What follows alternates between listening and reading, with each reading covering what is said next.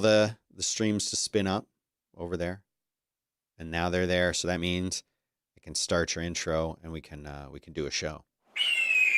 This is your #1 morning show. Boy, the future. Oh, it looks good on you, though. Dan Benjamin. That's your name, dude.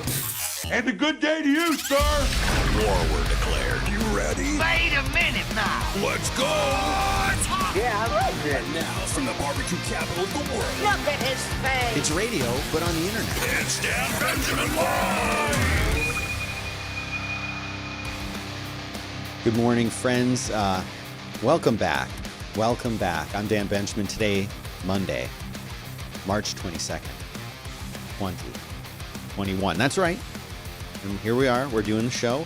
And, there's some good news to tell you about, and there's some bad news to tell you about. But isn't that just the way that it is? But that's right. Here we are. I'm coming to you live and direct from the headquarters here in Austin, Texas. I'm Dan Benjamin. Like I said, you can follow me at Dan Benjamin. That's on your Twitter, on your Instagram, on your YouTube, on your Periscope, pretty much anywhere you want. Don't forget to like and subscribe. While I was doing this, my son, while we were watching one of these, he said, how do you make that appear while you're live? And I just said, brain power, my son, brain power. And he didn't like that answer, and he rolled his eyes. And then we went back to watching the movie. Of course, you can support the work that I do by going to patreon.com/Dan Benjamin. And I know none of you do that. None of you do it. So you should feel horrible and ashamed. And that's okay, because I'm going to continue to do the show, whether you support me or not. I'm going to do the show despite the fact that you don't support me. And, hi, Keith and Nelson in the chat room. Welcome. You know that I do the show live. I try to do it at 11 a.m. Central Time. It's 11:22. So you can see that that's right on track. Perfect. And, of course, it's Central Time. The true time, the one true time. So whatever. Funny how. Here's some news for you, though. I think you're going to like what I have to tell you about today. Trump, remember Trump? Well, guess what? He's talking about launching his own social media platform. Now, he's been saying this since he left office, but it seems like he's more serious about it now. And the funny thing with him is, you know why he's doing it, right? He's not doing it because he really wants to do it. He's doing it because he got kicked off of Twitter. He got kicked off of Twitter.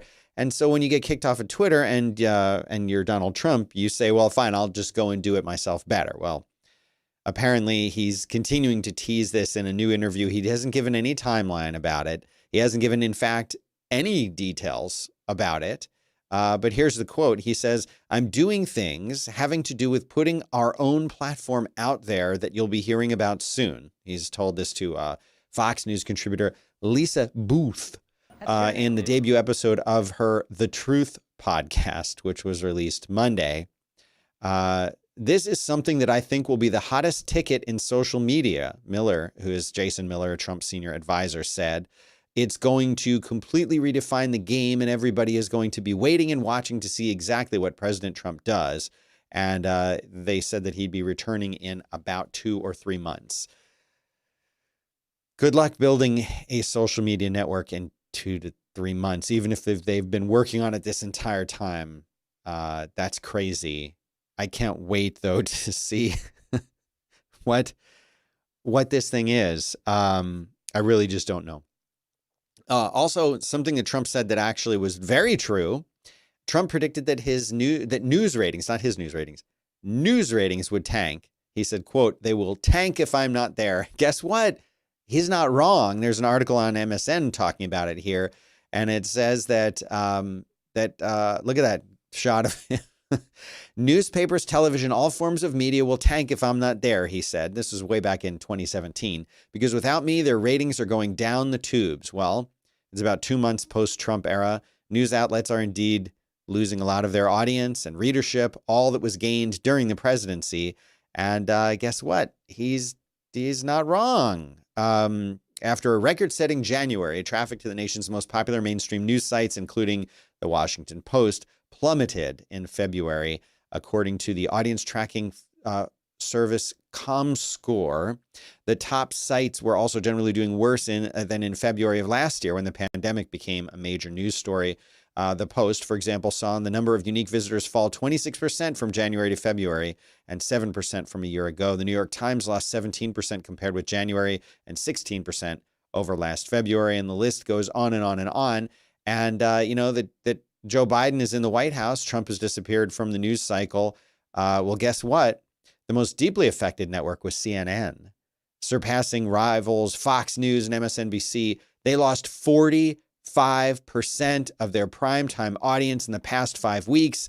MSNBC dropping 26% in the same time period. Yes, we must flush the toilet on these guys.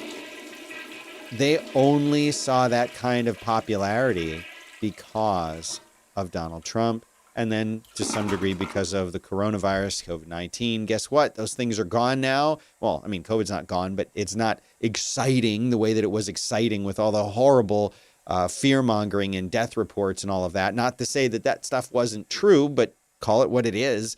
They were using it to get ratings. Now that that stuff has calmed down, and you know what? I've said this before and I'll say it again. Come on, man. Joe Biden is super chill up there in the White House right now. He might do some exciting things now and then. We're waiting to see. But like, he's just kind of chilling out up there. You don't really see him. You don't really hear much from him. He's doing his job quietly, which is fine. That's exactly what we need right now. It's actually really good. It's not fine. It's really good. But he's just up there chilling, not doing anything crazy.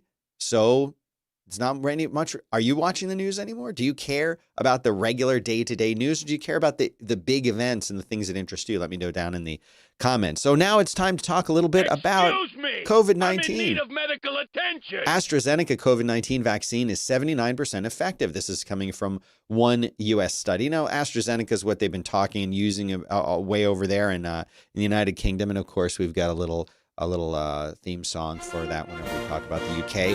The big vaccine over there in the UK is AstraZeneca, but then it's met with some trouble because guess what? They came out with it and all of a sudden there were these blood clot things, these other things they were concerned about. Well, the US finally did a study and they said that it can protect people against the worst effects of the disease. This was a large US-based trial. 2 doses of AstraZeneca's vaccine were 79% effective at preventing people from developing symptomatic COVID-19. They say no one in the U.S. trial who received the vaccine was hospitalized for COVID-19. And that's the big thing, is that they want you to not have any symptoms, but if you do, they should be minimal and you don't wind up on a ventilator in the hospital. And it works. They said the participants in the clinical trial did not have any usual or dangerous blood clotting. I don't know. I think they meant unusual. Hey, Verge guys, double check your article here. So anyway, that's good news. And there's another article I put in the show notes talking about it as same article, same info, but from NPR if you don't want to read it in the first place. Where do you go to get that? You go to danbenjamin.live and click on the latest episode, and it'll be the links for this one, for this day, March 22nd, 2021. I almost said 2019. It's inside baseball. Okay, so speaking of COVID, it spilled from animals to humans, but now it's going back. Remember I talked about the mink and how all these minks, it's not funny, but it's funny. All these minks were getting sick and had to be like buried and stuff. They're saying that now we're not getting sick so much, but we're actually spreading it back to animals again. There's a mystery animal, apparently, that the bats had it. Then it went to the mystery animal, then it went to people. Well, now it's going back into animals again. But that's actually bad because when it leaps back into the animal kingdom is when it mutates in a usually bad way and then becomes another issue. So right now what they're saying is that I told you about this mink in the Netherlands.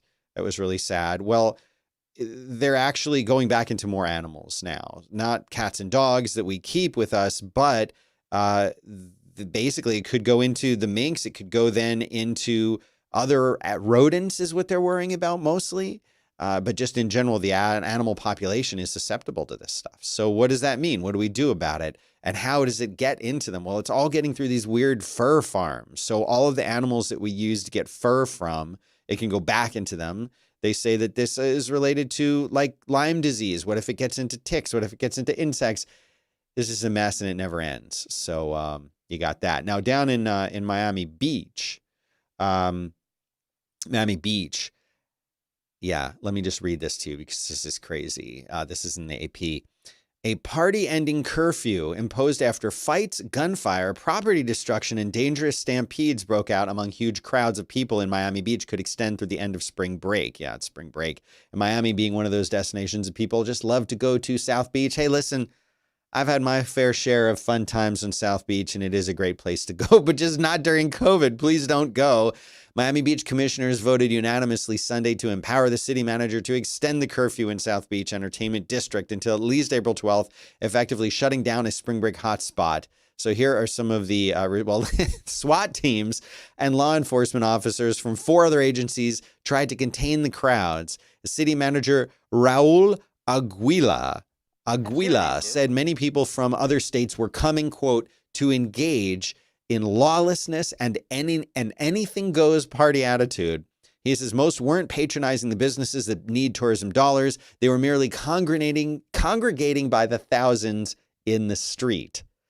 Miami Beach police said more than 1,000 people have been arrested this spring break season, with 80 guns seized. Police Chief Richard Clemens said the trouble intensified on Monday when an unusually large crowd blocked Ocean Drive and, quote, basically had an impromptu street party. Surprise.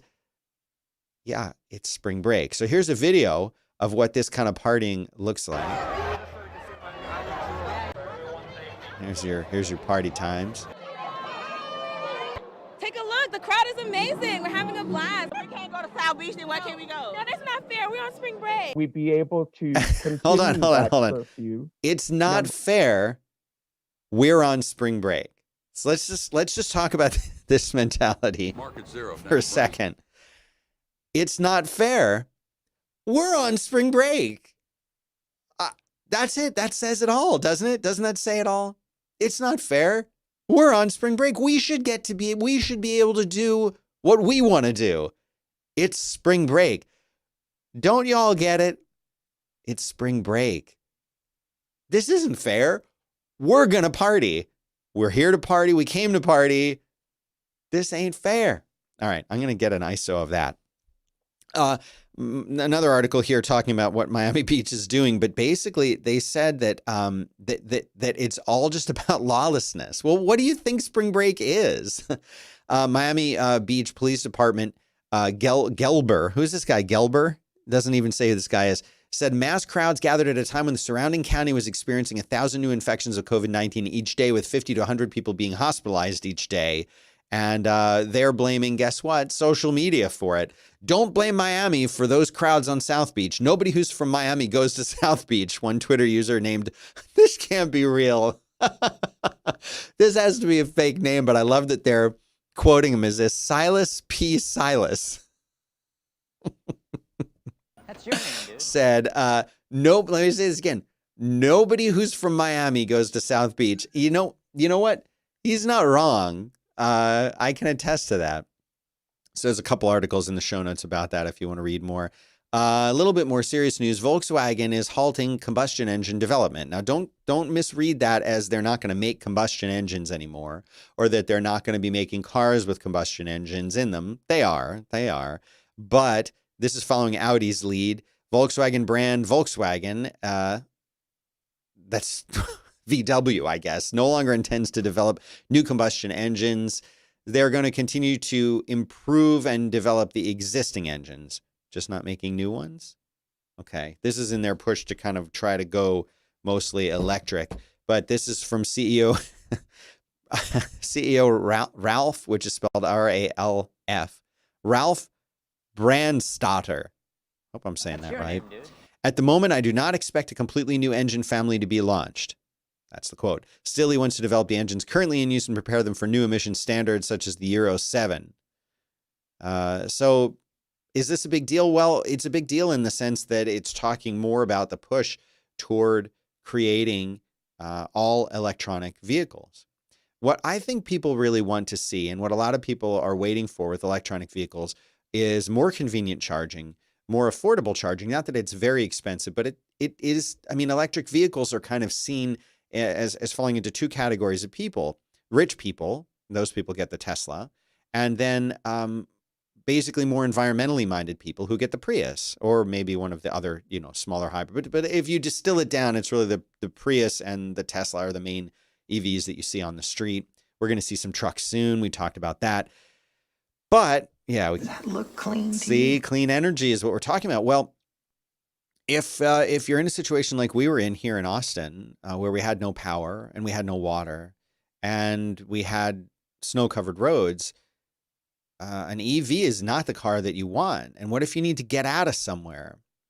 There's always going to need to be some kind of alternative to that. A combustion engine is really still the most prevalent engine, but they are going away.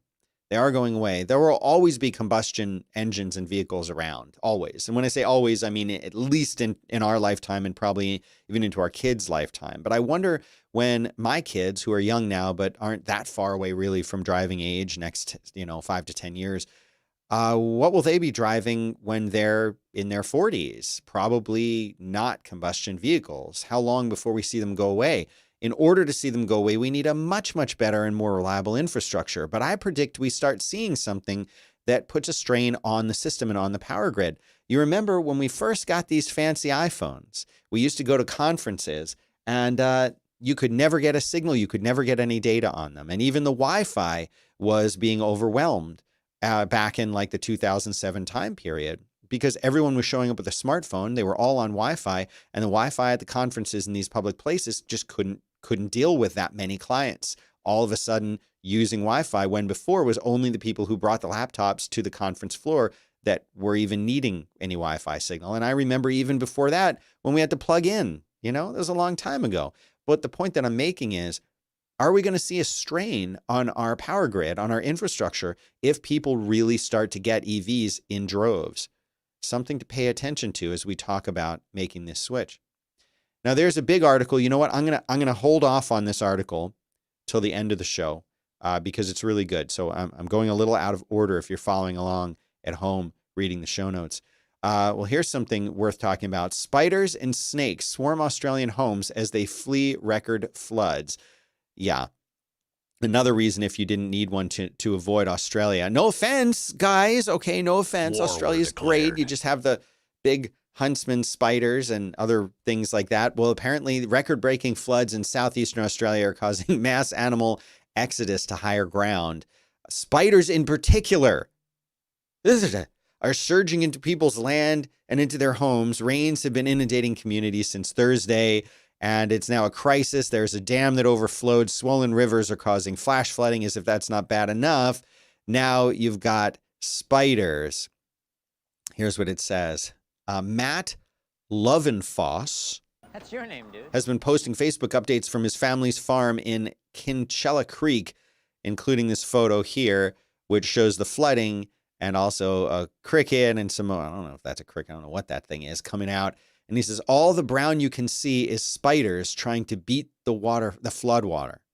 He grew up on the farm, and he said that floodwaters have pushed spiders toward the house, which is the highest point on the property. He says, it's still raining here, and the floodwater is still rising. The water is getting closer to our home. In the morning, it should be inside, and the spiders will be all over the house.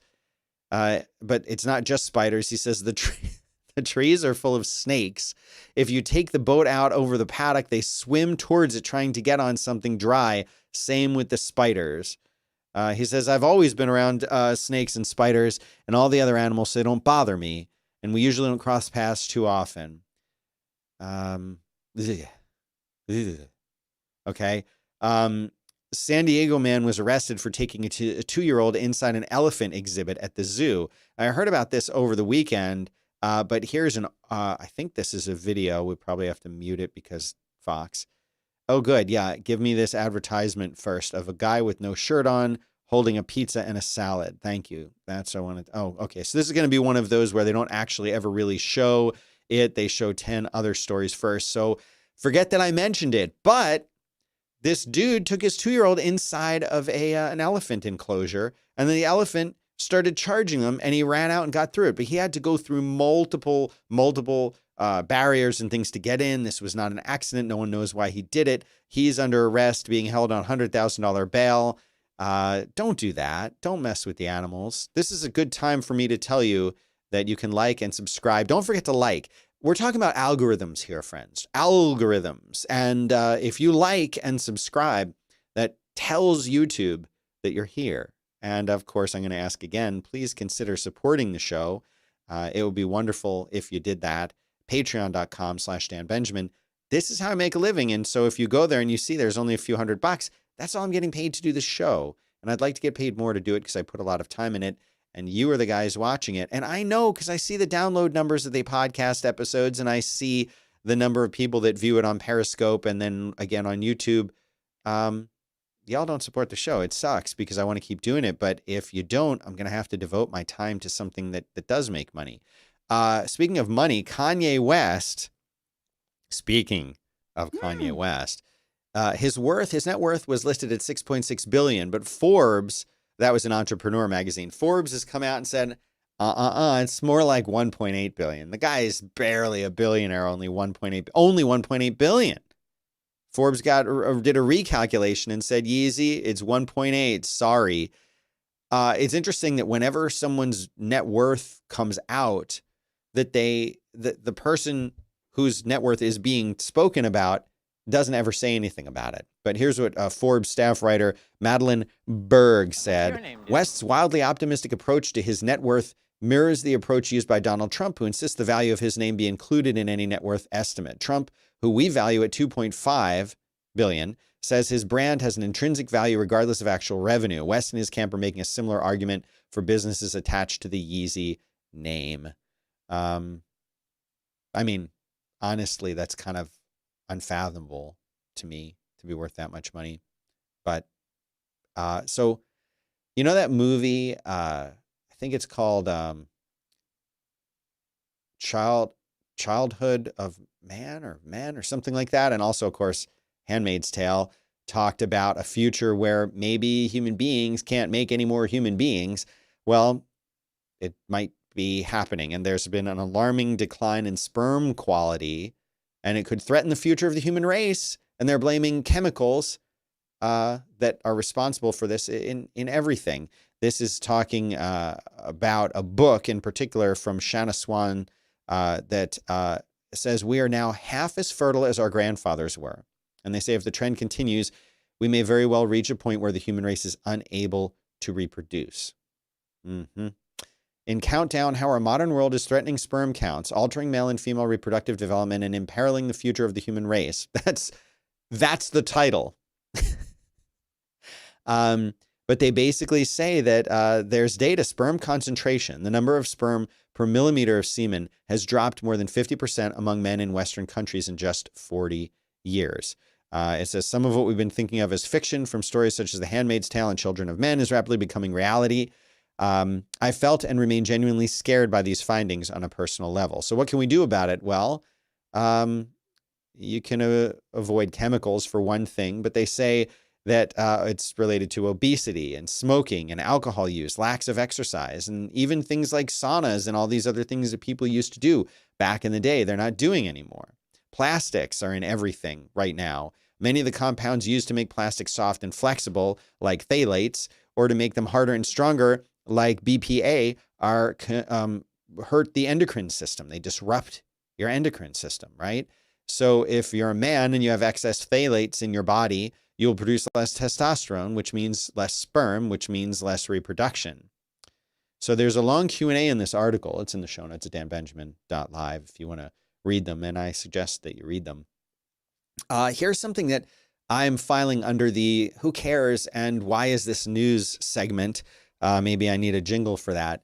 But some dude came out with pasta that looks like this. Now, if you're just listening at home, I'll describe the pasta to you. It is kind of shaped like a J, and it has lots of little ridges in it, and it almost looks like the top of a roller coaster. Dan Pashman, who is the host of the food podcast The Sporkful, says that there's just a lot of mediocre pasta out there. Spaghetti is just a tube, he told the Morning Edition at NPR. After a few bites, it's the same. And its round shape means it's not great at holding on to sauce.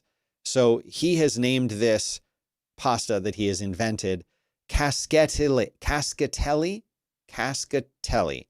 Italian for little waterfalls. He bought, ate, and studied and cataloged all kinds of existing pasta. He says, quote, I brought together attributes from different shapes that I especially like that have never been brought together in this way before, he says. Cascatelli is short with a flat strip and ruffles that stick out at a 90-degree angle. The ruffles give the shape texture, he says. That right angle element is really key to what I think makes this shape different. There are very few pasta shapes that have right angles. It provides resistance to the bite at all angles. It creates kind of like an I-beam, and that makes for a very satisfying bite. This has been a 3-year effort. A 3-year effort to invent a new pasta shape, have a die maker create a mold, and then ultimately sell it. If you were to ask me which has kept me up more in the past 3 years, my actual children or the pasta shape, it'd be a tough call. You know what? I'm not even going to say anything. I'm just going to move on to the next article. Okay.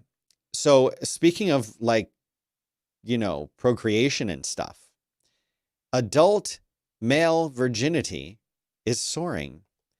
This little chart here shows you the share of men under age 30 who report 0 female sex partners since they turned 18. Let me say this again. These guys are 30 years old. They have had 0 female sex partners since they turned 18.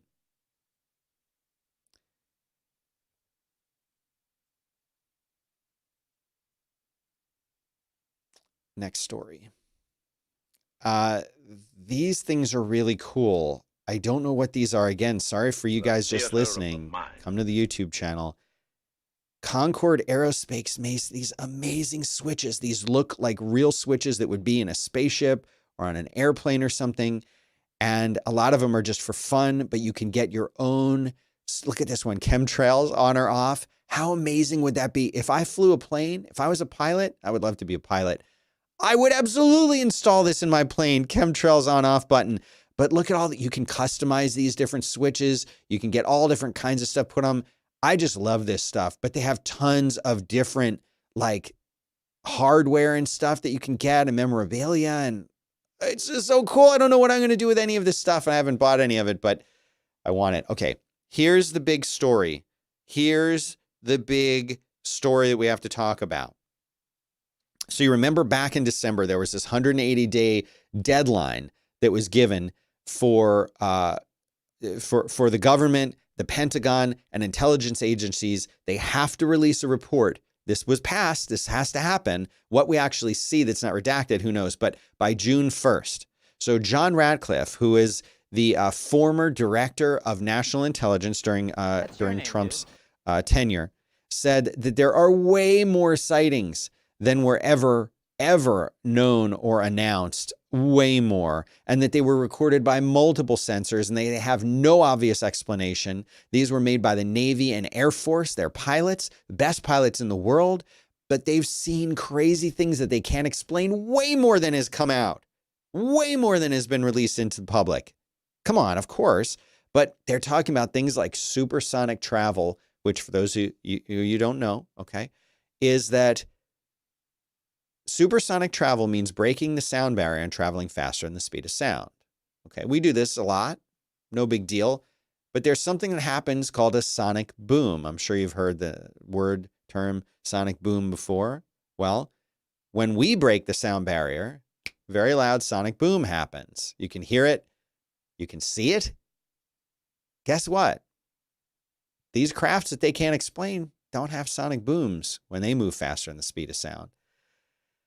Ratcliffe says it's in the public interest that the information be released. But, of course, will it be released? Will anything be released? You can watch this whole interview. I've got it linked to in the show notes with him. But here's some quotes. He says, there are a lot more sightings than have been made public. Some of these have been declassified. And when we talk about sightings, we're talking about objects that have been seen by Navy or Air Force pilots or have been picked up by satellite imagery that frankly engage in actions that are difficult to explain, movements that are hard to replicate and that we don't have the technology for, or traveling at speeds that exceed the sound barrier without a sonic boom, right? And he continues and says, that there are sightings of unidentified aerial phenomenon, UAP, they don't want to call them UFOs anymore, been observed all around the world. When we talk about sightings, the other thing I will tell you is it's not just a pilot or a satellite or some intelligence collection. Usually we have multiple sensors that are picking up these things, and some of these are unexplained phenomenon, and there's actually quite a few more that have been made public. Let me say something about this again, because this is absolutely fascinating. He's not saying, oh, pilot saw something. He is saying that there are multiple pilots seeing them, multiple sensors seeing and tracking them that corroborate the sightings. And we're not just talking about radar or something on the plane itself. We're talking about other places, ground-based, ocean-based, ship-based, as well as multiple pilots. And this is happening all the time. And it's happening in the Navy and the Air Force. It's happening across the board. And he said that he was hoping that to be able to publish the findings before he left office January 20th. He says, we weren't able to get it down into an unclassified format quickly enough. Okay. So more is going to be coming. He said that the report, which is being produced by the Pentagon and intelligence agencies, it must identify, among other things, any threats posed by unidentified aerial phenomenon and whether they may be attributed to foreign adversaries. Weather can cause disturbances, visual disturbances, he said. Sometimes we wonder whether or not our adversaries have technologies that are a little bit further down the road than we thought and then we realized, but there are instances where we don't have good explanations for some of the things that we have seen. There is a lot. They made some stupid task force, which is just BS, just cover up machinery.